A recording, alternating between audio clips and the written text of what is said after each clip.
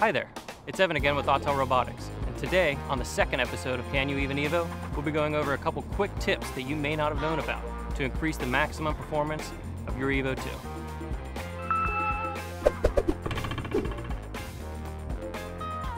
So the first tip we're going to go over is putting your antennas in the correct position. You're going to want to do this to increase your signal strength and achieve maximum flight distance. So once they're unfolded, you want to aim them directly down at the ground. You want to make sure the flat part is facing the aircraft. Remember to always maintain a visual line of sight of your aircraft. It's also important to know that objects in your surrounding area can contribute to a lower signal strength.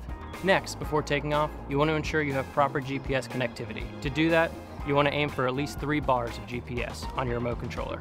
3 bars indicates an accurate GPS signal. Moving on, after takeoff, you want to hover above your home point for approximately 15 seconds. In doing so, your Evo 2 will get an accurate home point reading.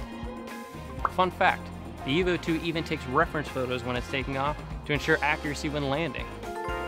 Once the Eagle has left the nest, for those of us who like to live the simple life like me, you can actually swipe up on the image transmission to get rid of that pesky HUD. Another feature that you may not have known the Evo 2 had was manual focus assist. Manual focus assist puts a red outline around the object in focus. In the Autel Explorer app, you want to make sure that you're already in manual focus. Within camera settings, you can then turn on manual focus assist.